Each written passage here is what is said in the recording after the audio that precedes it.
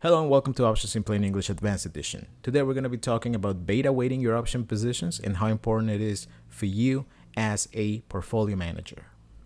When we talk about a position delta, we know that deltas of the same underlying can be added up to get the total exposure. Whereas portfolio deltas of different underlyings cannot be added up to get the total exposure. So we know that if you have options or stock or short stock of the same underlying, you can easily just add up all the deltas and you're going to get the total exposure to that underlying. This is key in understanding how the different strategies and how the different positions work. If you have a portfolio made up of different underlyings, then the same cannot be said for that. And adding up all the different exposures, all the different deltas, gives you a number that's pretty much meaningless because it's not going to be representing anything in the real world. As an example for position delta, we're going to take a look at Google trading. So this is Alphabet, Googl, trading at $1,373. So we're going to be putting on an iron condor, the 1260, 1240 short put spread and the 1480, 1500 short call spread for June 2020, 43 days to expiration. So this position, if we take a look at the our monitor page, we're going to see the total deltas that every leg of this position gives you. So we have the short put spread, the 1260, 1240. So this is the short, this is the long, and you have plus 20 deltas here, minus 16 deltas here. With the short call spread, you have this minus 19 deltas, and the finally the 1500 call, the long 1500 call, you have plus 15 deltas. Altogether, if you add them up, you have a total exposure of 0 deltas. This number is totally true, usable, actionable. This is a number that you can rely on because it's measuring the same thing for the same underlying. So it's measuring Google deltas. If you go to a portfolio delta, if you have several different underlyings, you're going to need to standardize the deltas of all your different underlyings so that they all refer to a single reference underlying, and then a portfolio delta with respect to that reference underlying can be obtained as an approximation for total directional portfolio exposure. So for example, if you were to have Apple deltas, Tesla deltas, Microsoft deltas, IWM deltas, you can convert all of them to reference deltas, and then once they are all pointing to the same underlying or to the same reference underlying, then you can add them up, and then you're going to have your total portfolio exposure to that particular reference instrument.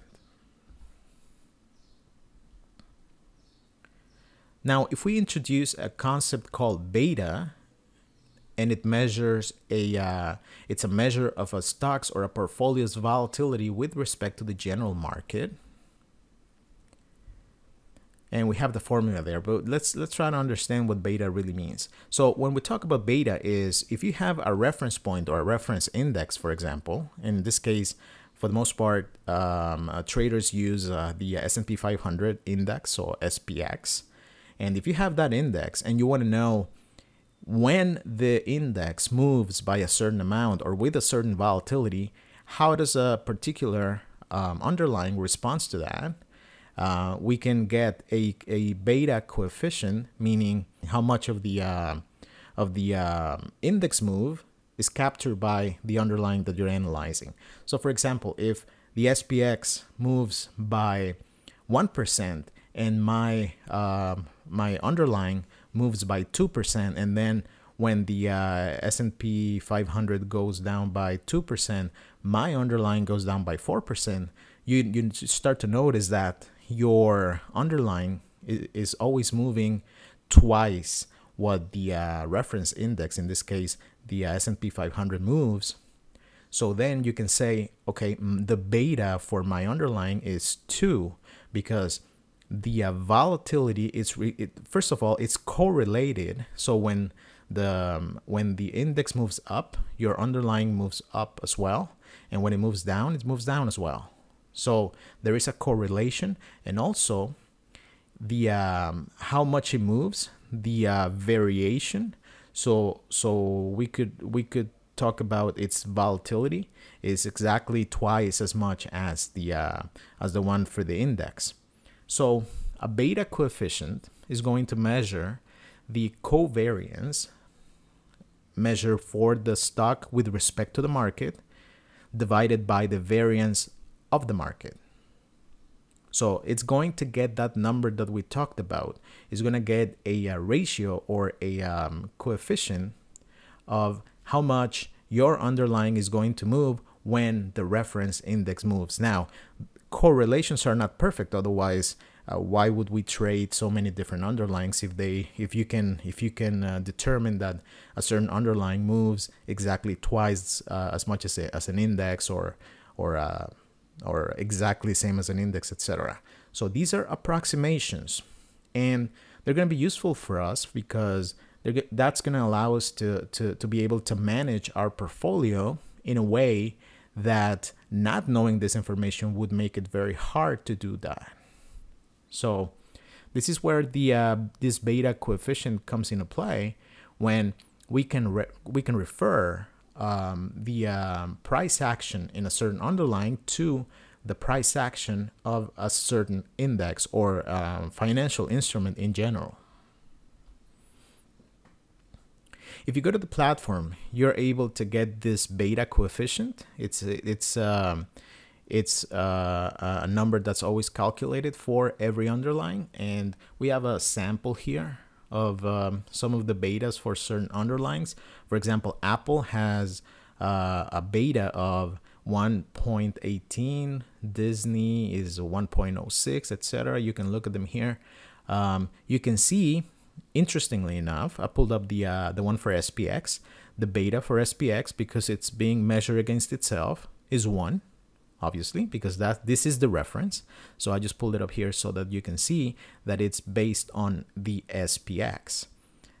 Tesla, for example, moves 1.5 times what the index moves. And remember, it doesn't mean that it's going to move like that all the time, but over time, this usually the numbers, the regression that is run for the calculation of the beta coefficient in Thinkorswim, you can select whether it's a fast calculation or a full calculation. I believe the full calculation is 5 years worth of data, and the fast calculation is 1 year's worth of data. So it's basically a regression that is run so that these numbers can make up the actual beta coefficient that we're working with. For example, Walmart here is 0.32. So when the S&P moves by 1%, this coefficient would indicate that Walmart is going to move very little. It's going to move just 32% of that move. So beta is usually calculated with respect to the S&P 500 index. This is what we saw here. So what is beta weighting? Now that we know what beta is weighting is exactly what we needed when we started this lesson. Beta weighting is standardizing the deltas of a whole portfolio to a reference instrument using their prices and beta coefficients. So basically what's going to happen is you're going to take the deltas for all your different portfolio components, different underlyings, take those deltas and standardize them. How? By using this formula. So it's multiplying the stock delta or the underlyings delta by a ratio of stock price times stock beta divided by the reference price times the reference beta. Because we're talking about how much an option moves when the underlying moves, we need to standardize the prices as well, not only the betas, which is the a combination of volatility and correlation, but also the prices themselves. Because if you have a stock that's $10 and you get the deltas for an index that's trading at around $300, then of course every time the index or the reference moves by $1, is not going to be the $1 in the underlying, because $1 in the underlying represents 10% of the move, so of the whole price. So this is why it needs to be standardized by price as well. So in any case, you don't need to know this formula. You don't need to remember it. This is just a look at the behind the scenes. In reality, when you go to your platform, you're going to be able to get your beta weighted delta automatically. This is a way to know where it comes from. So total beta weighted deltas are a measure of directional exposure to the beta weighting instrument. It represents the profit and loss that we would get as the beta weighting instrument goes higher by $1. So it's basically when we have all our deltas, or the deltas for our different underlyings in our portfolio, the total beta weighted deltas, or portfolio delta, measures, once you standardize all of that, you add them up, that number is going to tell you, as the reference index or the beta weighting instrument moves $1 higher, how is my whole portfolio going to react? So it's a way to look at your portfolio as if it was a single instrument, a single underlying. Of course, there is going to be some inaccuracies introduced by using these concepts, but it's accurate enough that it gives you a reference point to start thinking about how your portfolio is going to react when the market moves. So it represents a delta to the beta weighting instrument. In a diversified portfolio, we tend to beta weight our portfolio to the SPY, so to the ETF that represents the S&P 500. Why is this done? Well, there are several reasons why. One, the SPY represents the US market. Two, it's a very liquid underlying, so you know that it trades, it's not affected by a lack of liquidity. It's extremely liquid. And three, one of the things that you do when you have a portfolio delta, and one of the things that you know, is you have now you have a grasp on the on your directional exposure. So if you have 50 positions and you don't know exactly how much you're exposed to the market, and you know that your overall delta is long because you know more or less the positions that you put on, but you don't know exactly by how much, and you wanna hedge a little bit your directional exposure, because what you want to do is you want to make money on volatility or some other aspect of your positions, and you don't want to be directionally exposed as much, then you need to hedge. And the way to hedge is, once you know the deltas that you have relative to, for example, SPY, then if you have too many deltas, what you can do is you can directly, and you want a quick way to hedge or to balance your portfolio, especially we're talking about directional exposure, which is what delta measures. Then what you do is you go to the market and you buy or you sell short shares of spiders, shares of SPY. Those are very liquid, easily tradable.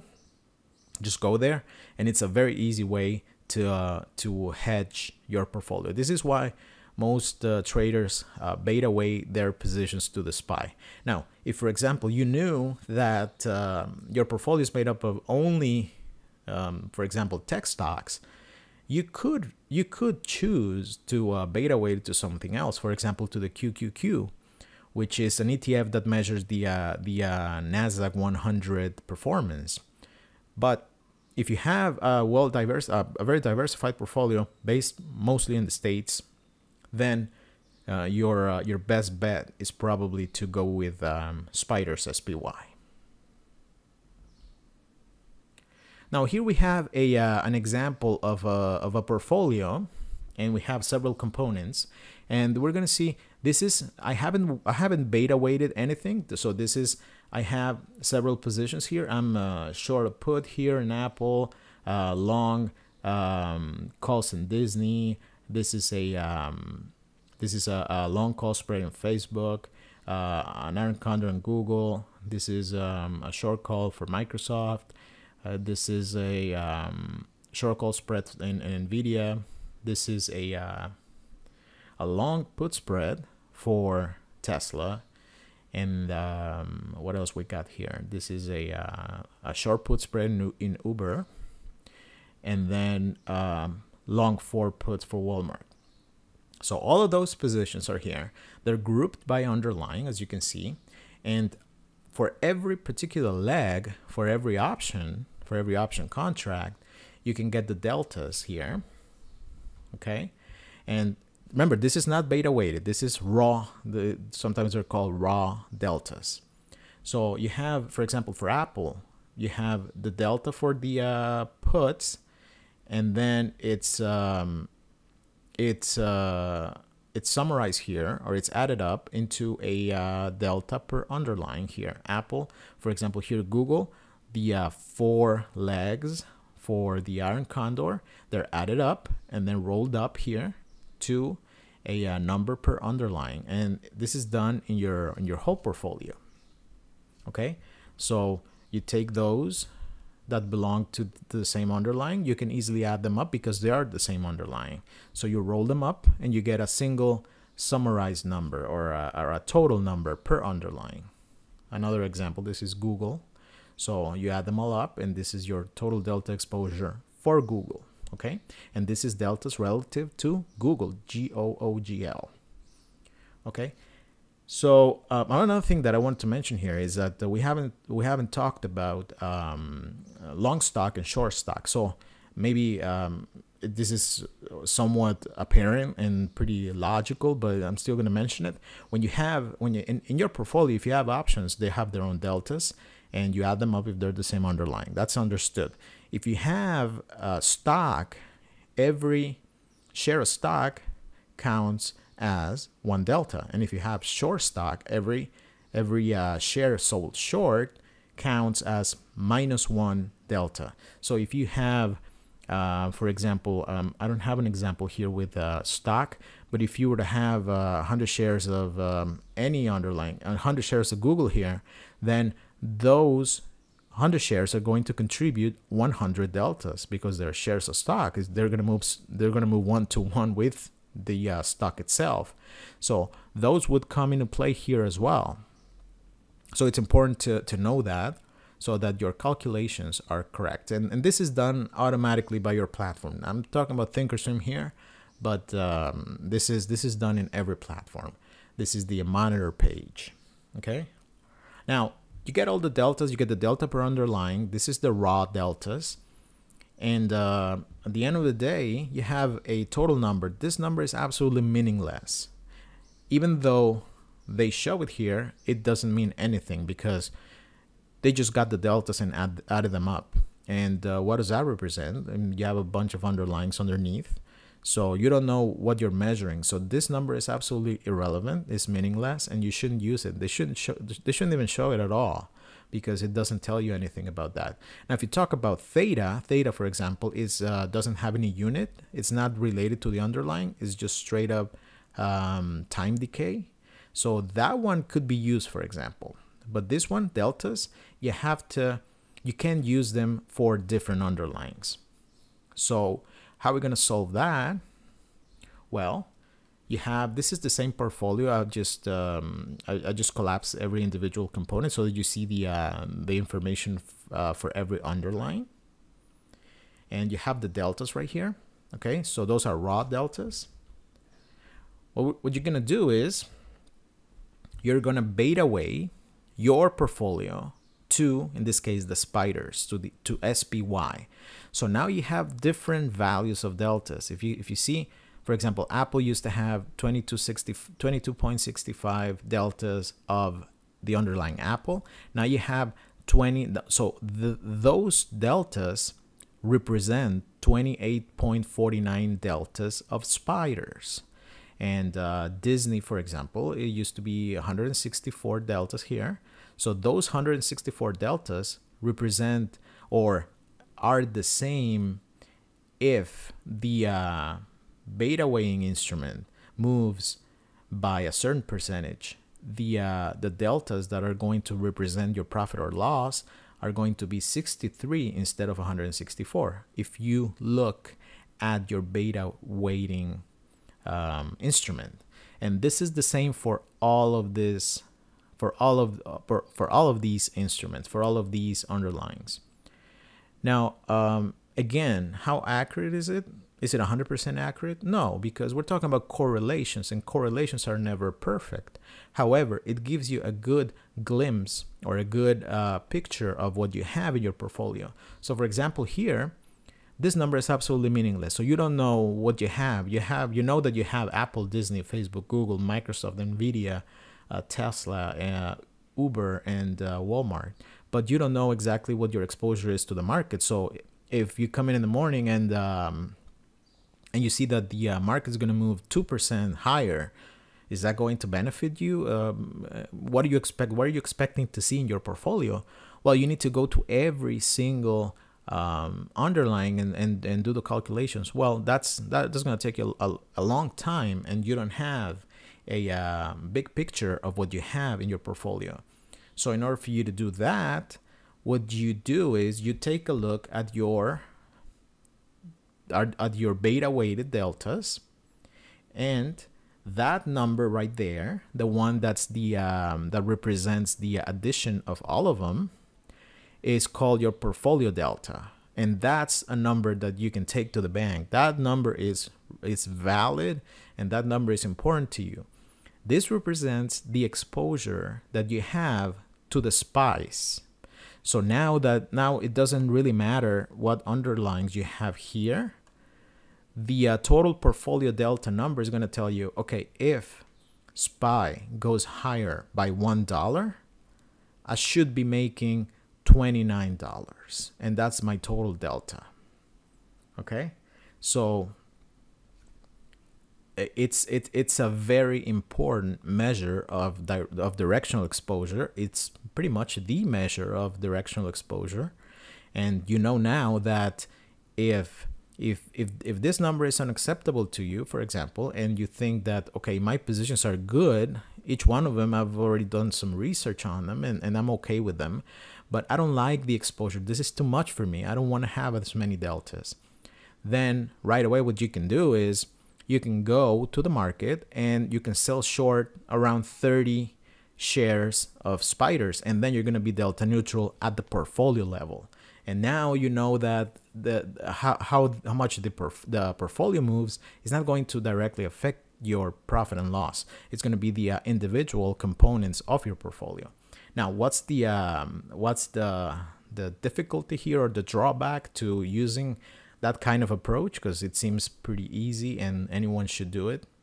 Well, the problem is not only do you have deltas, you also have gammas, and that particular delta is not going to be static. So as soon as you neutralize it, if the spiders in this case keep moving, then what you're going to have is you're going to have a different delta, because gamma is defined as how much the delta changes as the underlying changes. So that delta neutrality only works for a certain period of time. And if there's a violent move to the upside or to the downside, your deltas are going to change. So this is why becoming delta neutral isn't as simple as it would seem. Okay. Now, another use that you can see here for beta weighting your portfolio is, for example, here. What we have here is the risk profile section of the Analyze tab in Thinkorswim. So it gives you a in this case, what I've done is I've beta weighted my portfolio, and I'm looking at its risk profile. Okay, and I'm beta weighting it to the SPY. So what you're seeing here is for different expirations. So my portfolio is made up of several underlyings, and some of the options expire on May 16th. Some of them expire on June 20th. So these are the different lines. Okay, so this is a very simplistic or simple. I don't want to say simplistic because it makes it sound as if it's not good. It's good, but it's making a few assumptions. But it's a good big picture of what you have in your portfolio. So by looking at this, and this again is going to the Analyze tab, going to Risk Profile, taking your whole portfolio, selecting here Portfolio Beta Weighted, and selecting the beta symbol. So in this case, I've used SPY. So what you can see here is how much money am I going to make as the underlying moves in these different expirations. So for example, right now we're here, and if the underlying goes higher and it ends up over here at this expiration, what you're going to have is you're going to have profits. If it ends up here, for example, at this expiration, which is the May 16th, then I'm going to have losses. And so this is a way to see what you want the market, in this case, your beta symbol, what you want the market to do. Of course, there's going to be individual movements in your individual underlyings, but your exposure to the market is a very important one. Some scholars say that the movement in an underlying is around 75% reflecting the market moves, and only 25% reflecting the individual underlying moves. So exposure to the market is a real exposure, and it's an important exposure. By getting a way to look at your portfolio and its exposure to the market, you're going to be able to get a handle on what you really have, and also you're going to be able to tweak it to make it look exactly the way you want it to look. So this is beta weighting your portfolio. It's a simple procedure.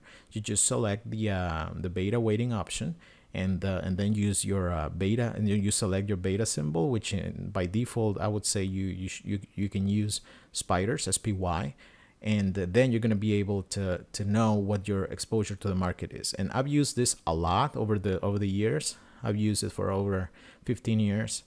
Or this concept or similar concepts, having a single perspective on your portfolio and a single exposure on your portfolio, and it works pretty well. I mean, you would think that because there's so many components, the numbers are not going to be accurate. But what happens is, yes, there's going to be errors, so discrepancies, but sometimes they cancel each other out. So at the end of the day, you get a number that's pretty accurate. So you should trust your portfolio delta exposure and act accordingly, whether you need to hedge or you need to modify it, or you should or should not go further into bullish positions or bearish positions. So I hope this was informative, and that this opens up a whole new perspective as to how to manage your portfolio. Now we're talking about not only individual strategies here, individual components, but we're talking at the portfolio level. Later on, we're going to be talking, and this is a way for you to get better and to make progress as a trader. You're going to be looking at your portfolio in a holistic manner, not only in terms of individual components, but looking at your portfolio as a whole and making decisions about what to put on and what to take off based on the information that you have related to your whole portfolio. So thank you very much for your attention, and goodbye.